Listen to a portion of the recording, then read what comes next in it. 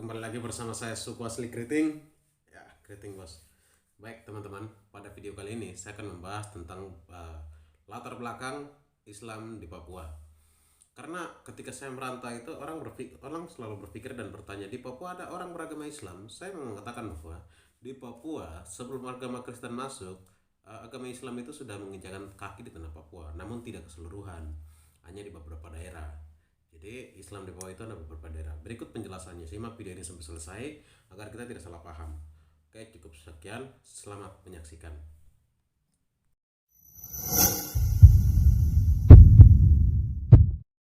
Kali ini kita akan membahas sejarah masuknya Islam ke tanah Papua.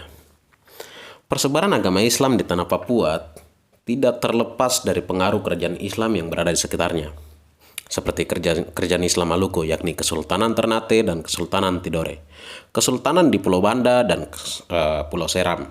Karena dari sinilah nanti agama Islam itu menyebar melalui Kepulauan Raja Ampat dari Sorong, atau Kepulauan Raja Ampat di Sorong, dan Semenanjung Onin di Kabupaten Fakfak.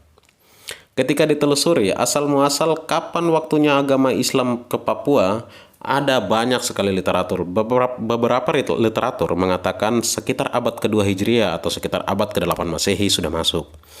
Namun ada juga literatur lain yang mengatakan bahwa abad ke-15 Islam masuk ke Papua itu.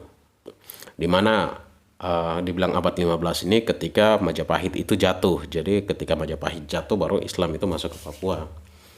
Tapi itu hanya pandangan-pandangan, belum ada yang pasti juga.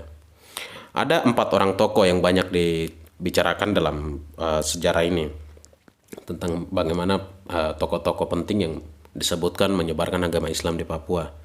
Di antaranya Sheikh Mansur, Sheikh Yakub, Sheikh Amin, dan Sheikh Umar.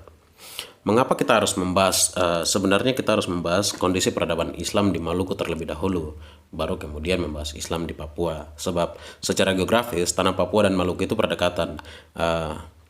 Tidak dekat dalam jangkauan geografis saja sih, kalau dibilang relasi etnis dan kebudayaan juga dengan Maluku itu sangat dekat. Jadi di samping itu, di masa lalu, wilayah Semenanjung Onim dan Raja Ampat itu selalu menjadi wilayah yang diperebutkan oleh 2 kerajaan besar pada masa itu, yaitu Kesultanan Ternate dan Kesultanan Tidore. Dengan banyaknya sumber daya alam yang mengisahkan bagaimana dan kapan masuknya Islam ke Papua, membuat orientalis Inggris bernama Thomas Arnold menulisnya dalam sebuah bukunya yang berjudul The Praising of Islam. Dikatakan bahwa sekitar awal abad ke-16, masyarakat di Papua khususnya pulau-pulau bagian barat seperti Misol, Waigeo, dan Salawati telah dikuasai oleh Sultan Bacan yang merupakan kesultanan Islam dari Maluku. Pada tahun 1606 atau 1606,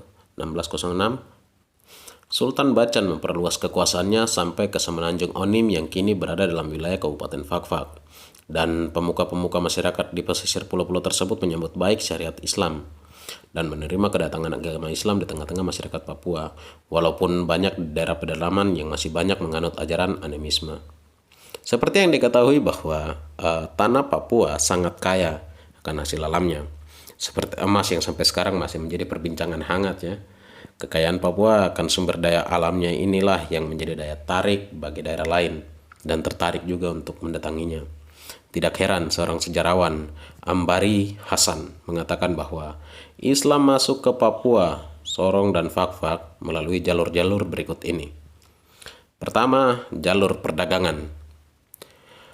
Karena keberadaan pulau-pulau terluar Papua dekat dengan wilayah Kesultanan Maluku, maka sepanjang pesisir pantai menjadi jalur andalan bagi bidang perdagangan. Proses interaksi ketika berdagang inilah yang membuka masuknya Islam bagi penduduk Papua. Yang kedua adalah jalur pernikahan. Para pedagang Muslim yang datang ke Papua banyak yang melakukan pernikahan dengan penduduk setempat. Jadi di sana disebarkan agama Islam. Yang ketiga adalah jalur pendidikan. Keluarga-keluarga Muslim mengadakan kajian di masjid dan rumah para ulama, itu menjadi indikasi penyebaran Islam di tanah Papua. Jadi bisa dikatakan sih untuk penyebaran Islam di Papua ini, untuk pandangan sementara bahwa ini nyaris tanpa paksaan dan invasi. Proses akulturasi dan asimilasi berjalan baik di daerah paling timur Indonesia ini. Seperti itu teman-teman. Banyak sekali petunjuk yang baik, dokumentasi maupun lisan yang membuktikan bahwa Islam bukan agama baru di Papua. Menurut ada salah satu catatan sejarah dari Rosmaida Sinaga dalam buku Masa Kuasa Belanda di Papua 1898 sampai dengan 1962, pada abad ke-16 Sultan-Sultan Maluku telah menanamkan pengaruh wilayah barat Papua Nugini, yaitu di Kepulauan Raja Ampat yang meliputi Pulau Waigeo, Salawati, Misol, dan Waigama. Raja Waigama dan Raja Misol di bawah kekuasaan Sultan Bacan, sedangkan Pulau Waigeo dan Pulau Salawati menjadi rebutan Sultan Ternate dan Sultan Tidore. Persaingan antara kedua kesultanan ini berdampak pada perluasan kedua kesultanan tersebut. Sultan Ternate melebarkan kekuasaannya ke Sulawesi dan pulau-pulau di sebelah barat Halmahera, sedangkan Sultan Tidore melebarkan kekuasaannya hingga ke Seram Timur, New Guinea bagian barat, dan semua pulau di antara New Guinea dan Halmahera. Jelas, Rosmaida seperti itu. Menurut catatan, ada 9 kerajaan. Ada 9 kerajaan Islam di Papua. Menurut catatannya seperti itu, catatan sejarah dari Rosmaida ini.